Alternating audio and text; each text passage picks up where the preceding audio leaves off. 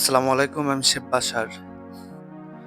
আমরা আমি একটা খুব সুন্দর একটা রেসিপি ভেজিটেবল পাকোড়া আপনাদের মাঝে শেয়ার করব। আপনারা চাইলে বাসা বাড়িতে এই সিজনাল সবজি পাতাকপি, বরবটি সব পাওয়া যায়। সেই সবজিটা দিয়ে আপনারা বাসায় খুব সুন্দরভাবে একটি ভেজিটেবল পাকোড়া বানিয়ে খেতে পারবেন।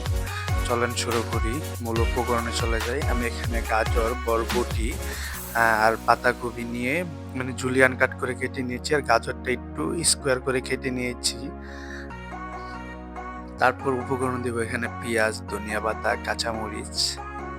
এটাকে আমি ভেজিটেবলের সাথে দিয়ে ভালোভাবে মিক্স করে নেব, যাতে মরিচ, পাতা, পেঁয়াজ সব জায়গায় কি অ্যাডজাস্ট হয়।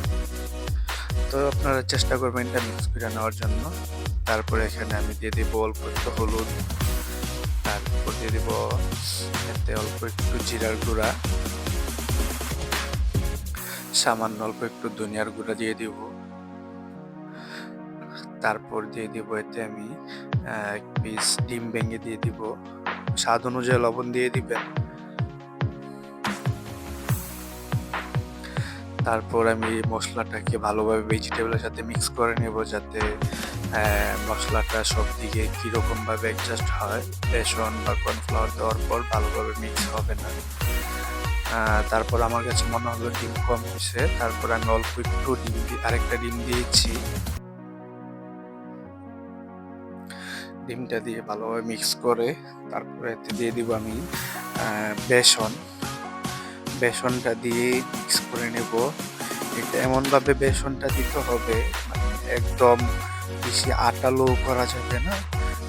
ভেজিটেবল পাকোড়া সেই ক্ষেত্রে বেশি আটালো করা যাবে না, তাহলে ভেজিটেবলটা বয়েল হবে না, ফ্রাই হবে না।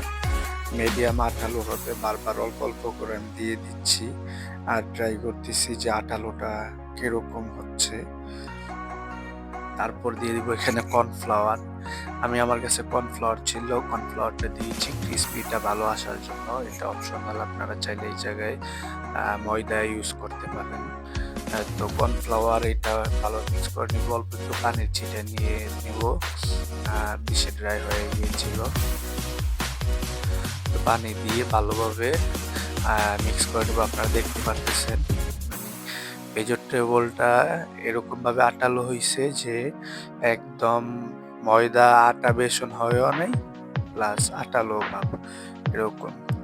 তারপর আমি মিডিয়াম টেম্পারেচারে পাকোড়াগুলো তেলে ছেড়ে দেবো, চেপড়া চেপড়া করে ছাড়বো, যাতে পাকোড়া মিডিল অপশনে ভালোভাবে বয়েল হয়, ফ্রাই হয়। ভুল করে ছাড়লে ভিতরে ফুলে মোটা হয়ে যায়, সিদ্ধ হতে চায় না বা ফ্রাই হতে চায় না। সেক্ষেত্রে আমি চাপ দিয়ে দিয়ে পাতলা করে ছাড়বো। আপনাকে একটু দেখাচ্ছি আপনাদেরকে যে কিভাবে চাপ দিয়ে চেপড়া করে ছাড়তে হয়। এরকম হাতে নিয়ে চেপটা করবেন। দেখতেই পারতেছেন কিরকম আঠালো ছিল ভেজিটেবলটা।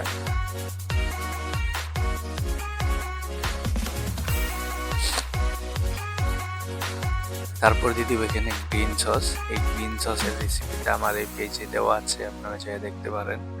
আপনারা সচরাচর রেস্টুরেন্টে এই গ্রিন সসটা অনেক ভালো চলে, সব কিছুতেই যাই পেতে যাবে। তারপর আমি পাকোড়াটাকে প্লেটে সার্ভ করবো। আমি রেস্টুরেন্টে গেস্টদের যেভাবে সার্ভ করি।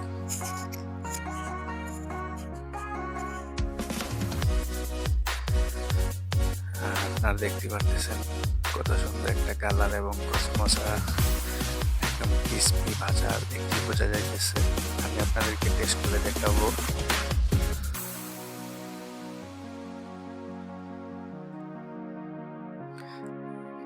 আসলে পাকোড়াটি এই সসটা দিয়ে খেতে অনেক মজা হয়। আপনারা চেষ্টা করবেন ধনিয়া পাতা, পুদিনা পাতা দিয়ে একটা গ্রিন সস বানানোর জন্য। আসলে খুবই টেস্ট হয়েছিল, আমি টেস্ট করেছি।